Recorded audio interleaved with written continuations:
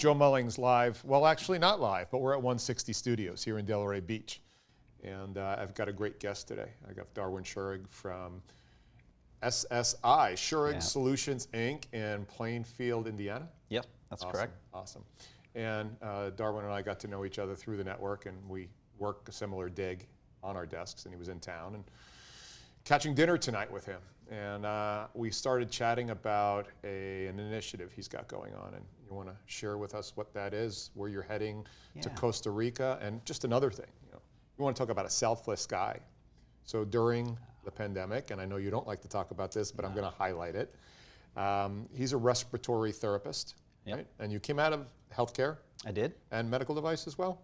I did do some medical device once I got into the sort of the sales and business development side of my career. Right, right. But respiratory therapist, took time off out of his office, put on the hazmat gear, went in there and saved lives. So this is just, I just bring this up, not to embarrass him, but I bring it up to sort of, it represents a large part of the fabric of the MRI family. And then with that, he goes on a missionary trip every year to Dominican Republic, and he'll tell the story much better than I will. But first of all, welcome to 160. Thank you. I couldn't be more excited to be here with you. I really appreciate it. It was great. I love to take you on a tour through the office as we did. Yeah, it was fantastic. It's not a regular recruiting company. No, no, much more than that, obviously. Yeah. So tell me about, I was fascinated by that Costa Rica, I'm not sorry, I think of my son Costa Rica, the Dominican Republic. Right. Yeah, so tell me about that mission. What's it about? So it's just an incredible, incredible place. It's a school. Two amazing people, Jason and Pam, went down there, I think 9-10 years ago. And so they wanted to go someplace. And the Dominican Republic is, in terms of world countries, when it comes to science, math, and reading, they're 130, 132, 133. So they're ranked very low. It's a very poor country for a variety of reasons, but certainly that ties into it. When you look at, I think there's a system of scoring how students do internationally. It's called PISA, and if you take the average scores for this, it's like in the mid 600s. Dominican Republic's like mid 300s. So there's a lot of poverty there. There is a lot of illiteracy, for example. So they went down there. They started this mission, this school. The story's incredible. They're amazing people.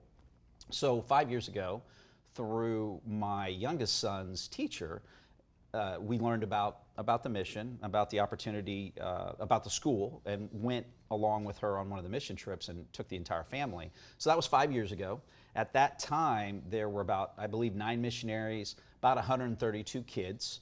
The school's just being built. They'd bought the land a couple years ago. Previously, they would actually drive an hour and a half, set up tables, chairs for kids to come in, teach, and then they'd take everything down and then have to drive back. So they finally got their own land and started to build the school. So that was 5 years ago. Last year when we were there were 22 missionaries, about 360 to 400 kids. Wow. And so by the end of this year, they'll be at about 576. And end of this year, beginning of next year, there'll be around 34 missionary. And you take your family down there? Yes. Right? You had told me that you teach in the classroom, and then you and your son go out and swing a hammer. We do. And there's been a couple times I'm like, hey, for instance, the paver. I can't remember what you call it right now. Obviously, I'm not. It's not a construction You're guy. a recruiter. We don't fill the construction dig for a reason, right? And I'm like, hey, let me try that. And they're like, okay. And I about ruined all the work that they'd done. So there's several things from that standpoint that I've gotten to do that I'd never gotten to do before. The first year that I went down, I was in the classroom the whole time with the kids. The next year, there was another group of missionaries that came down, and all the guys were doing construction. So I was like, I need to find my man card here, and I got to at least do a little something. And then I absolutely loved it because, you're out working the stuff that you're working on. The next year you come and you're like, a small part of that in terms of that piece. And then the other thing is I get to do it, with my son too, which is a lot of fun. So the middle one is just graduated high school and is going to be a freshman at IU this year. So what, we talked about it earlier, this is sort of the fabric of MRI. We always make the world bigger than ourselves, it seems, especially in the MRI family. Yeah. What was it that drove you to make a selection to do this particular mission? For this particular mission. So there are a couple of charities that, and when I decided to start my business, a big part of it was in terms of, I mean, certainly you want to be successful, you want to bring value to other people, and in our case, it's through med tech and a variety of skills within that or types of positions. But on top of providing for your family and bringing value to other people, I wanted my business to be driven by an additional value. So there's a couple charities. I've got a great friend in North Carolina that has a horseback riding charity for kids that have disabilities. So we've helped support that, and that Brad and Heather started that about 7-8 years ago, and it's grown. So we've had an opportunity. I go down and I'm typically the MC for their silent auction, which is, you know, I try to behave somewhat well, but that's a lot of fun. And then the Life Center up in South Bend, Indiana, gives women an option besides abortion. A lot of times with that type of scenario, there's some other pressures there, financial, maybe a male pushing that, or whatever the situation is, but it gives them an opportunity to potentially make a different decision and have some support there. So we've supported both of those from the start, but I wanted to do something, something else, and something that was even more so where we could get involved. And I think the other thing too is, as a parent, you want your kids to believe in something, have something of more interest than just themselves, number one. And the opportunity to go and see how much, see people that aren't as privileged as they are, don't have the same opportunities that they have, and be able to bring some value there, bring some sharing there. And then from the same standpoint to think about when they make decisions, and are they giving their best? Are they taking advantages of the blessings that they've had? So that was a big part of it. And then it's one of those things where you go down, and I know for myself, the initial thought is, hey, I'm going to do something, good. I'm going to go help somebody else. But the amazing thing about it is after you do that, you leave a little piece of your heart that you realize you're getting so much more out of it, really, than they are. And so it's one of those things now. It's like we feel like they're our family. The other thing I'll say, and I think I was speaking to this earlier to you, is people give money to different things, maybe children overseas, whatever it is, and they don't really see the end product, or they don't really know those people. But we sponsor, I think we sponsor 4 individual kids, and then I sponsor a class. And so every time we go down, we're watching these kids grow. We're watching them, add to their skills. A lot of these kids, parents are illiterate. Many of them don't have a father in the household or a mother. And a lot of their parents, can't read or write. So these kids have, based on the statistics and the outcomes, not the greatest future. Now all of a sudden, they're going to speak multiple languages. They're going to have the opportunity to go to college. It can completely change, what their world looks like. So it's pretty exciting from that standpoint. I want to come back to you. You mentioned something, because I've got a family foundation, so I understand that feeling like you think you're giving, and when you walk away from the experience, you realize that you took so much back with you. Yeah, absolutely. So what was the biggest thing that floored you that you just lost it when you were there? Wow.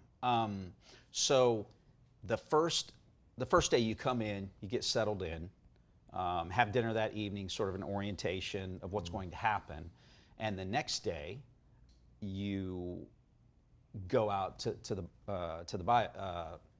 bios. And so a lot of people there, and most of these kids, they're sugarcane cutting communities, right? And so you actually go out to the bios, you see the people, you see the conditions that they live in, no electricity, no air conditioning. You see families, 8 to 10 people living in a 9 by 10 space. It's, 2 bathrooms. They don't have bathrooms or plumbing in their buildings. They have an outdoor shower. And all these people are sharing these areas, right? And so just seeing that, seeing how they live, what you go to the store, they have a little store in the middle of the village, and 90% of it's stocked with alcohol, right? And so in terms of the values or sort of how that upbringing has been and sort of the influences there, it's eye-opening. So that for me was probably the biggest thing, is seeing that. And then I think as you get involved with the kids and you see their hearts and the smiles, and certainly they come from a little bit, from a cultural standpoint, the discipline piece is a little bit different, right? So there's some kids that are, cleaning concrete with toothbrushes and things like that. But in terms of being taught respect, being taught certain values, bettering themselves, and still being loved, whether they behave the best or not, and starting to see those kids grow, because every year we come back and the kids we sponsor, And how many years you've been doing this now?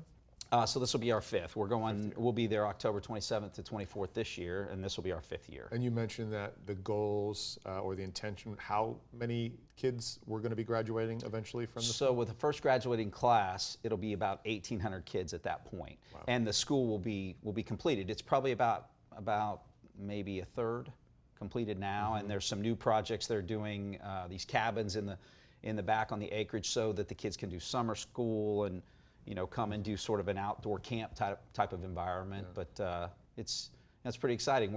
My family, we're very excited about the idea when that first class graduates, being down there. So, It's exciting. If somebody wanted to investigate this further, we'll be able to put it on lower thirds on the screen here, but where could they go online to learn more about this? Oh, absolutely. So you can, first of all, you can reach out to us at 317-983-HIRE. You can send us an email at info@shurigsolutions.com, but it's Freedom International. So if you put that in your Bing or your Google or your search engine, and bring that up, you can find information that as well. There's different ways that you can be a part of it. You can certainly, they always have a list you can go and click on of the new classes, because most of the kids are sponsored. It is about, I think it's $60 a month to sponsor a child, and that takes care of their clothes, that takes care of their food, their transportation to get to school, because they actually send buses out to these different areas and take all these kids and bring them back. So you can sponsor a kid for the year. So as they bring on new classes, there's obviously new kids that need that support and that sponsorship. So that's certainly one way you can do it. You can go on to the site and you can see the kids that need sponsorship, get to learn a little bit about them. You can get involved by supporting a missionary that's going to go down there. So all the missionaries and the people that go down there full time, and they have people that intern, that come down for the summer or come down for the year, depending on what their situation is. So that's certainly, you could support somebody like that. If somebody's looking for that kind of opportunity out there, I would highly encourage it. There's certainly people that have gone down and done that and then ended up coming down full time. But the people that come down full time get different churches or businesses to sponsor them based on the work and the impact that they're going to be doing. So, it's certainly worthwhile. And then I would highly encourage anyone, come join us. For the investment of time and what you're going to be doing. Like I said, you'll get more out of it than you give, and it'll be something that you never forget. Certainly, whether it's for you personally or you want to, do something with your kids to show them a little bit something different. Awesome. Well, again, it's just so indicative of the MRI family, and kudos to you and your family for giving the time, the effort, and certainly the support of it. And I'm glad we were able to share it with the family here. Absolutely. I think that's one of the greatest things about the MRI charitable contributions, the things that have been done for St. Jude, and this isn't something specific, that it's something separate, but you're right, it is indicative, and it's one of the great things about being a part of MRI and sort of the giving spirit of a lot of the business owners that are in the network. Well, thanks for coming in, bud. Absolutely, my pleasure. This has been Joe Mullings, the MRI Network from 160 Studios. Be well.